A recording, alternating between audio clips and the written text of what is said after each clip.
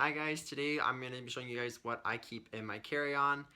This is going to be for a 1 week trip to Paris, so obviously it's not going to be a one video fits all type thing, but hopefully this gives you guys a little bit of an idea of what I kind of keep in my carry-on, and hopefully it'll give you ideas for what you might want for your next trip. Yeah, here we go. So here we have the list from Glow, and I've laid out all of my items. You'll see some things are a little different than her list, like I've got sunglasses, retainers, a Fitbit charger, that kind of stuff, but we're going to try and go ahead and give it a go. Let's see how this works.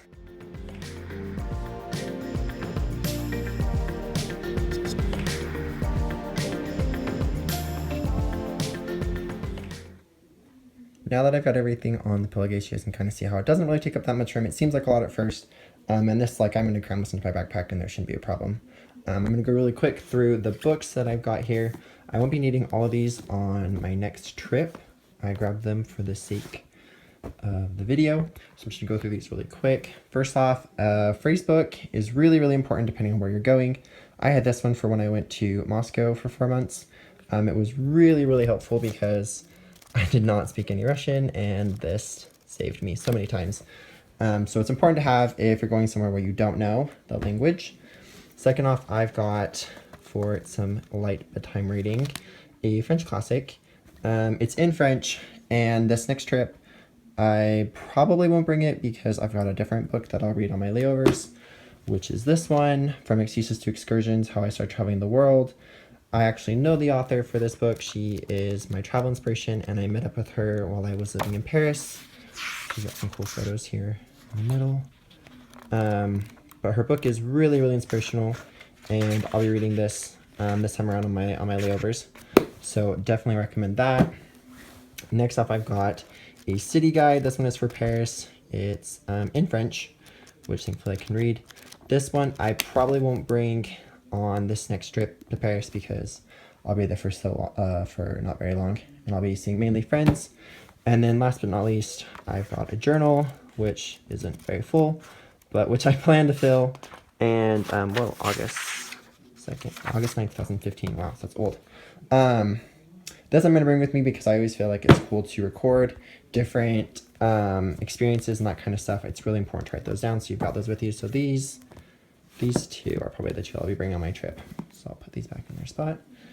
And that is my carry-on. I hope you guys enjoyed the video, and this wasn't intended to be an all-around one video fits all type thing. It was more meant as just like the bare necessities that I consider for a carry-on. And I'll go ahead, you guys can take a screenshot if you'd like. Hopefully this is centered. I've used this list on several of my vacations, little mini trips, that kind of stuff, ever since Glow posted that. And I'll go ahead and I'll put a link below in the comments or in the description as a link to her channel so you guys can check it out. She did a video on how to do 4 seasons in 1 suitcase, which I think is pretty incredible. There's obviously some things in here that are going to change person to person. I didn't include like medication, and I forgot my laptop in the video. This is just kind of what I keep in my carry-on no matter what I'm doing for the trip. So I hope you guys liked it. Feel free to like, subscribe, comment, that kind of stuff. And let me know in the comments what you think is a must-have for your carry-on. See you guys next time. Alright guys, I just got to Salt Lake City International Airport. My mom was a champ and then drove me to the airport. It's 4:30 in the morning. I've got a layover in Dallas, and then I'll be on to Paris. So I just arrived in Paris, and I'm really, really happy to be here. And I'm landing in Charles de Gaulle, and I'm meeting my friend Elizabeth on the chalet. You feel helpless and you're looking to the sky. Some people would say to accept defeat. Well, if this is fate, then we'll find a way to cheat. 'Cause we'll say a little prayer. If the answer isn't fair, you know you can call on me when you need somebody. Call on me when you can't stop the tears from falling down.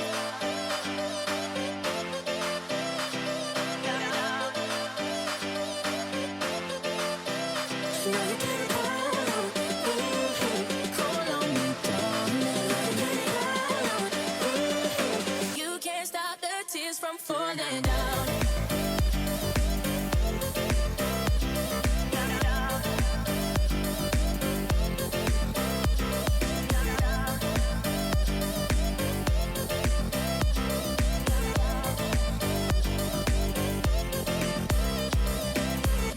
January and the road is dark, and I'll guide you with the beating of my heart.